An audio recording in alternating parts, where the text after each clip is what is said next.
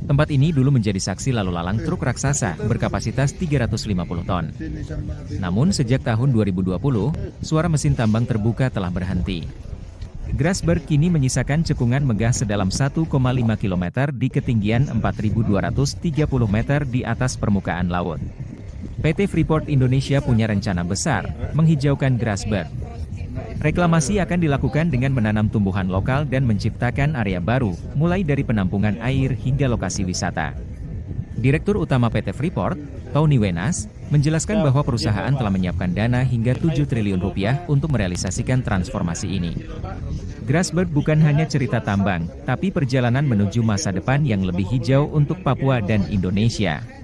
Ini saya bersama Pak Tony Wenas, Presiden Direktur Freeport Indonesia. Dan saya berada di Grasberg, tambang terbuka yang sejak tahun 2020 sudah ditinggalkan dan kemudian menuju ke bawah tanah. Pak Tony, bisa diceritakan Pak, rencana selanjutnya terkait dengan open pit Grasberg ke depan seperti gimana Pak Tony? Jadi ini sudah kita lakukan reklamasi, yaitu penanaman kembali. Sebagai informasi bahwa di ketinggian 4.200 itu tidak ada pohon, yang ada hanya rumput-rumputan dan perdu. Tapi juga kita memaintain kestabilan lerengnya.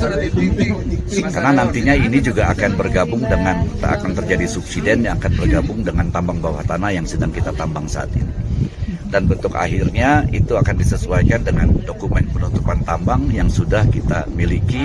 Kita sampaikan ke Kementerian SDM dengan biaya kira-kira sekitar 375 juta dolar atau sekitar 7 triliun rupiah. Ini akan kita lakukan di 2041 nanti. 2041 Pak ya? Iya. Okay. Jadi kalau kita diperpanjang lagi, ya sampai dengan akhir perpanjangan di situ kita akan lakukan penutupan tambang. Rencana kedepannya Pak, sesuai dengan dokumen yang diserahkan ke SDM akan dijadikan apa Pak? Ini antara lain alternatifnya adalah dijadikan tempat wisata, kemudian dijadikan penampungan air untuk irigasi, dan juga bisa untuk sekolah tambang dan lain sebagainya. Jadi dokumen itu sudah kita masukkan, tapi ini merupakan dokumen yang hidup yang akan terus dikaji, disesuaikan dengan kebutuhan, terutama konsultasi dengan pemerintah daerah. Pak, reklamasi itu dilakukan sejak tahun berapa Pak? Reklamasi ini sudah, jadi begitu area yang tidak aktif itu sudah dilakukan reklamasi. Langsung Setiap area yang tidak reklamasi. aktif langsung direklamasi, ditanami kembali supaya kembali kepada habitat awalnya, yaitu tumbuhan-tumbuhan setempat, tumbuhan endemi, supaya ekosistemnya kembali lagi. Pak, setelah Grasberg kan langsung menuju ke bawah tanah Pak ya. Nah di bawah tanah itu nanti kita akan melihat, nah apa Pak yang dilakukan di eksplorasi di sana itu Pak? Eksploitasi, sorry ya. Eksploitasi di tambang bawah tanah itu dilakukan dengan metode ambrukan. Yaitu diambil dari bawah sekali.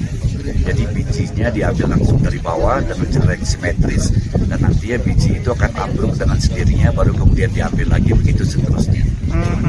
Lebih tingkat kesulitannya jauh lebih sulit Pak ya ketimbang yang di open pit Pak ya? Tingkat kesulitannya lebih sulit, tapi investasi yang awalnya juga lebih besar, tapi pada saat dia sudah operasional biayanya akan lebih murah karena tidak harus mengupas batuan penutup. Jadi langsung diambil ke dagingnya. Kalau di tambang terbuka harus ada batuan penutup dulu yang dikupas, baru diambil bijinya. Kalau di tambang bawah tanah langsung ke bijinya. Pak Tony, bawah tanah itu kan menjadi nomor 1 dunia Pak ya untuk tembaga dan ini Pak ya? Paling besar dunia Pak ya? Dengan kapasitas 240.000 ton biji per hari. 240.000 ton biji per hari.